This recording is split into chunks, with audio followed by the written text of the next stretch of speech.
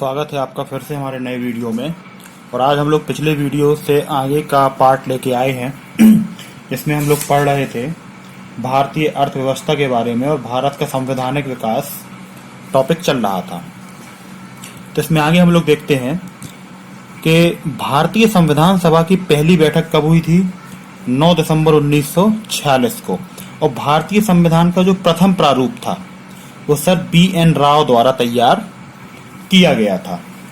ठीक है। अब संविधान सभा का स्थायी अध्यक्ष कौन था? संविधान सभा का स्थायी अध्यक्ष कौन था? तो वो थे डॉक्टर राजेंद्र प्रसाद। ये हमारी संविधान सभा के स्थायी सदस्य थे। अब संविधान सभा में पंडित नेहरू द्वारा नेहरू जी के द्वारा जो उद्देश्य प्रस्ताव कब दिया गया था, ये कब प्रस्तुत किया गया था? तो वो किया गया था 13 दिसंबर 1946 को। कौन सा प्रस्ताव? उद्देश्य प्रस्ताव। वो 13 दिसंबर 1946 को प्रस्तुत किया गया था। और ये जो उद्देश्य प्रस्ताव था ये स्वीकृत कब हुआ? तो ये स्वीकृत हो गया था 22 जनवरी 1947 को। तो ये 22 जनवरी 1947 को क्या हुआ था? स्वीकृति इसको मिल गई थी। अब बात आती है कि भारतीय संविधान के निर्माण काल में संविधान सभा के कुल कितने अधिवेशन हुए? ठीक है, कितने अधिवेशन हुए? तो इसमें हुए टोटल 12 अधिवेशन। कितने हुए? 12 अधिवेशन।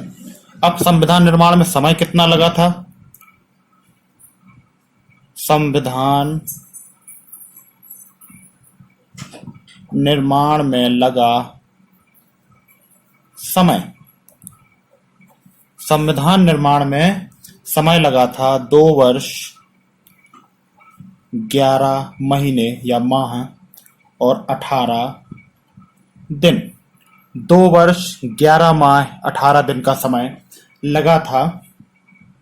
अब संविधान सभा के संवैधानिक सलाहकार कौन थे? क्या संविधान सभा के संवैधानिक सलाहकार, इसके संवैधानिक सलाहकार कौन थे? तो वही डॉक्टर या सर B.N.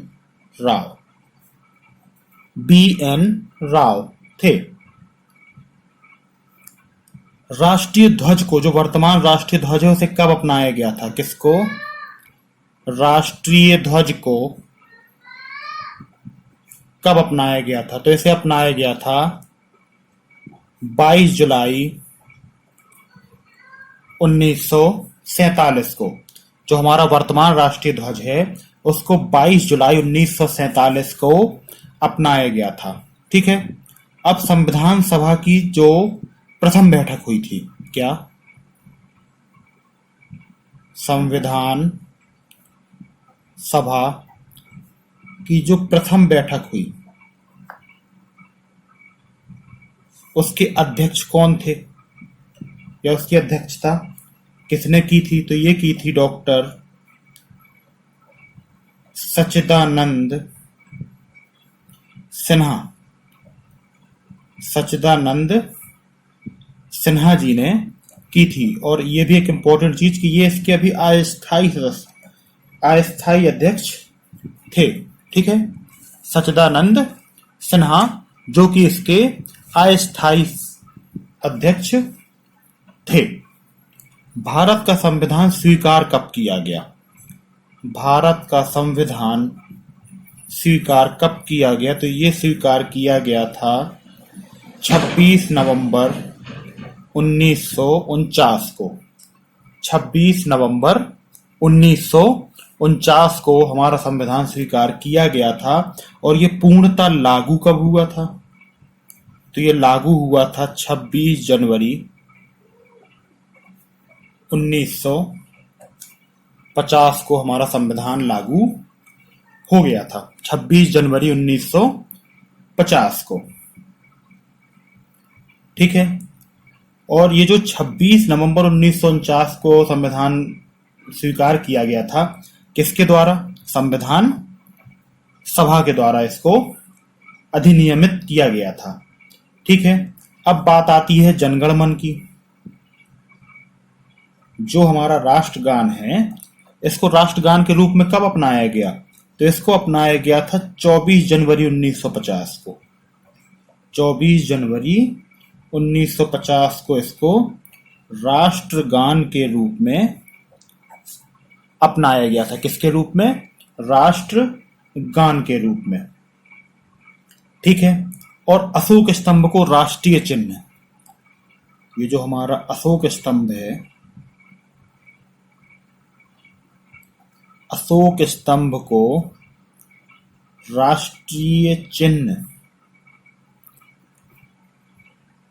कब माना गया था या कब अडॉप्ट किया गया था? तो ये भी हुआ था 26 जनवरी 1950 को ही। तभी अशोक चक्र को या अशोक स्तंभ को अंगीकृत किया गया था या अडॉप्ट किया गया था राष्ट्रीय चिन्ह के रूप में। अब बात आती है कि संविधान सभा की सलाहकार समिति के अध्यक्ष कौन थे? क्या सलाहकार समिति के अध्यक्ष कौन थे? तो वो थे सरदार वल्लभ भाई पटेल। सरदार वल्लभ भाई पटेल इसके अध्यक्ष थे। फिर झंडा समिति के अध्यक्ष कौन थे संविधान सभा की? जो झंडा समिति थी उसके अध्यक्ष कौन थे? तो झंडा समिति के अध्यक्ष थे डॉक्टर राजेंद्र प्रसाद। डॉक्टर राजेंद्र प्रसाद इसकी झंडा समिति के अध्यक्ष थे। फिर आता है संविधान सभा के कार्यों से संबंधित समिति के अध्यक्ष कौन थे? तो इसकी जो संविधान सभा की कार्यों से संबंधित समिति थी उसके अध्यक्ष थे जीवी मावलंकर। जीवी मावलंकर थे। ठीक है। संविधान सभा ने डॉक्टर बी.आर. अम्बेडकर की अध्यक्षता में प्रारूप समिति का गठन कब किया था? किसकी अध्यक्षता थी? Doctor B R. अम्बेडकर जी की अध्यक्षता में जो प्रारूप समिति है, प्रारूप समिति, इसका गठन कब किया गया था? तो ये किया गया था 29 अगस्त 1947 को। 29 अगस्त 1947 को इसका प्रारूप समिति का गठन किया गया था। ठीक है। अब डॉक्टर बी.आर. अम्बेडकर का संविधान सभा में निर्वाचन किस प्रेसिडेंसी से हुआ था? किस प्रेसिडेंसी से हुआ था? तो ये हुआ था बम्बई प्रेसिडेंसी से। किससे? बम्बई प्रेसिडेंसी से हुआ था 1947 से 50। ठीक है। और इसके पहले कहाँ था? तो पहले था बंगाल प्रेसिडेंसी में, जो कि था 1946 से 47। ठीक है। और हमारा जो संविधान है वो 2 भाषाओं में लिखा गया है। कौन कौन सी भाषाओं में? एक तो हिंदी भाषा में और दूसरा है अंग्रेजी भाषा में। ठीक है। और सभी सदस्यों के दोनों प्रतियों पर हस्ताक्षर हैं। किनके किनके हस्ताक्षर हैं? सभी सदस्यों के हस्ताक्षर हैं दोनों प्रतियों पर, हिंदी में भी और इंग्लिश में भी। तो ये थे संविधान से संबंधित कुछ और महत्वपूर्ण प्रश्न। तो ये जो पिछला वीडियो आया था ये हम मान के चलते हैं कि ये उसका अगला पार्ट है। ठीक है। ये है पार्ट 2, जो कि आपको एनसीईआरटी और एमपीपीएससी और इस तरीके के एग्जाम में काम में आएंगे ये प्रश्न उत्तर। और इन 1 पेज के प्रश्नों में आपको कम से कम 10 से 20 प्रश्न आपके तैयार हो गए होंगे। तो मुझे उम्मीद है कि आपको ये वीडियो पसंद आया होगा, और अगर कोई चीज़ समझ में नहीं आई है या कोई चीज़ आपको पसंद नहीं आई है तो प्लीज़ हमें कमेंट बॉक्स में बताएं, और हम लोग क्या सुधार कर सकते हैं अपने वीडियोस में, उस बारे में भी हम लोग से चर्चा जरूर करें। तब तक के लिए जय हिंद, जय भारत। मिलते हैं अगले वीडियो में। धन्यवाद।